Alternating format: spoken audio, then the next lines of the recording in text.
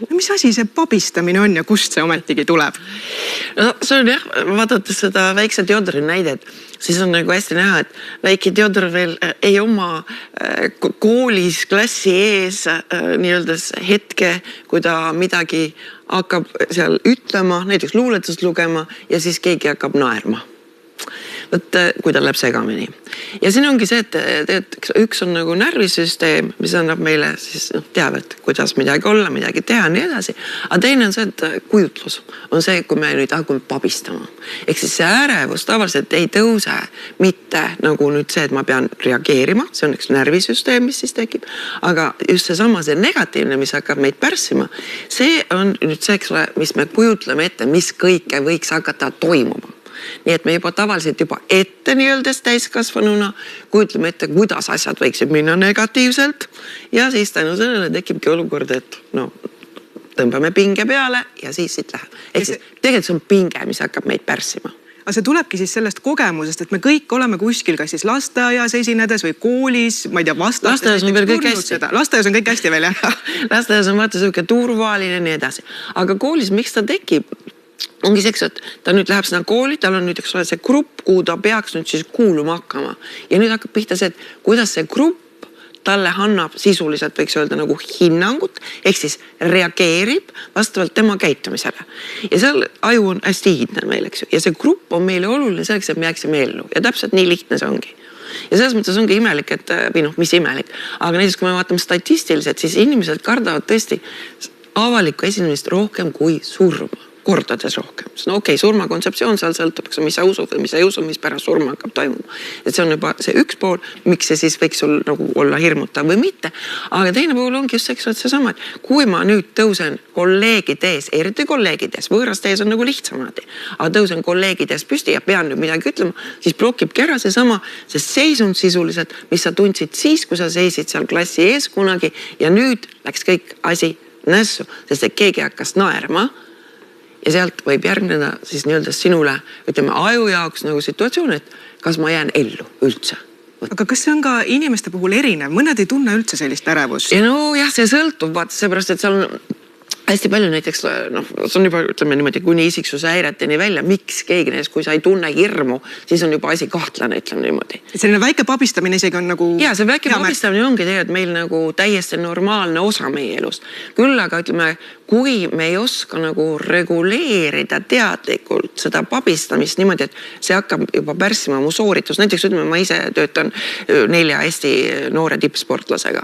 Siis põhiline asi ongi, et kõik harjutavad, aga nüüd on see sooritus hetk käes ja nüüd ongi küsimus, et kuidas ta nii-öelda lülitab ennast välja kõigest sellest, et ta saaks nüüd teha seda sooritust. Aga see on muuseas täiesti õpitav. See tahab lihtsalt saada kordus, sest ega me pabistama õpime ka läbi korduste. Aga noh, kui me näiteks vaatame, ütleme niisuguse 2 kuni 2 aastaseni, siis teete iseenesest nad ei muretse. Pabistamine sisuliselt ongi muretsemine, eks ju.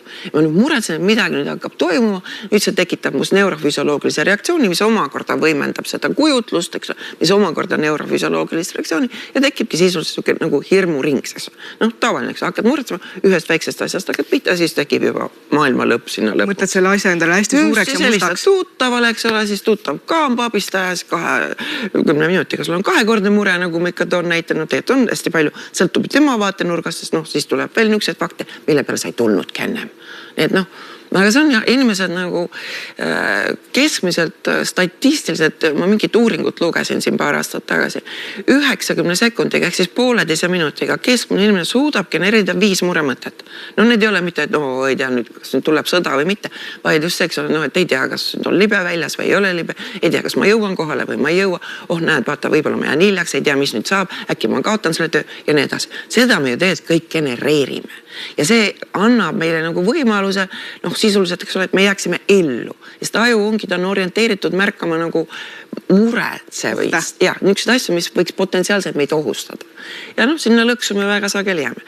Ja eks seal hästi palju on see, et noh, miks Theodoril ei ole seda veel, on just see, et kui teda ei ole nagu võrdlema hakatud ja ta ei ole õppinud ennast võrdlema, et näed, Mati on ju palju parem laulja kui mina, eks ju, noh. ta ei võrdleks Tommi Käšiga, see oli väga ilus intervjuu neil. Ja see oli väga tore, kuidas Tommi seal ka suhtles temaga, just, eks ole, et ta võttis teda võrdväärsena. Aga noh, kui me nüüd hakkame nagu, et see on nüüd parem, see on nüüd halvem, mis hakkab seal koolides, ma ütleksin koolikatsetest juba pihta. Ja lapsevanemate roll ka, eks ole, et natukene vist on see oht ka, et me ise emade, isadena seal utsitame takka ja tekitame seda paanikat juurde. Eksamite eel näiteks. Ja, no võtta, see ongi see sama see sooritus ka, samamoodi ka tippspordis, see pärsib mitte see, et ta ei oskaks või see, et mis on tema ootused, vaid see, mis on teiste potentsiaalsed ootused talle. Ja võt see sama asi hakkabki seal pihta, aga noh, võtta, miks me rikume nad ära sinna kooli mineku ka võiks öelda, ongi see, et ta ei saa aru, miks tema ei sobi. Ja nüüd ongi meil, kui sa vaja tal, eks ole, selgeks teha, et tegelikult see, kas sa saad seal katsetel sisse või mitte, et see ei ole sina.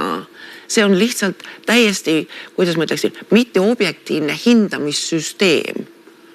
Eks, sest et see, eks ole, kui sa nüüd ei tea, seal vastatakse, et mitu numbrit on sõnas pesemine. No, see on kusjuures väga alatu küsimus lastel, ma ütleksin.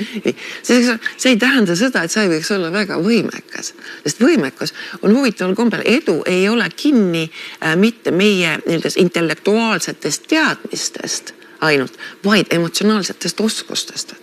Seesama, kuidas ma suudan ennast reguleerida, kuidas ma suudan kujutlusi luua, kuidas ma suudan, seepärast see mäng on see, mis on nagu ülioluline. Ja see mäng peaks jääma meil elu lõpuni, sest niipea, kui me ei oska enam nagu mänguliselt nagu lapsed mõelda, oleme hädas, ma ütleksin, ja muretseme. Palun andke lõpetuseks mõned nipid, et kui ikkagi hakkab siin sees niimoodi kipitama, et tahab tulla see selline hirm peale, näiteks enne bändiga esinemist. Mida siis teha? No üks, mida me saame alati kasutada, et ajuide vahet, kas on kujutlus või reaalsus. Ja kui ma nüüd kujutlen ette, et see asi, mis hakkab toimuma, läheb hästi. Ehk siis eelmine õhtu rahulikult korraks mõtlen, läksin sinna, nii mängisin oma lookis ära, nüüd lõppes ära, kõik oli hästi. Ja nauti seda hetke, sest me alati nagu nii anname parima. Et ükskõik, kas sa proovid või sa ei proovi, ega see sinu sooritus tegelikult ei mõjuta. Sooritus mõjutab see, kas sa oled pinges või mitte.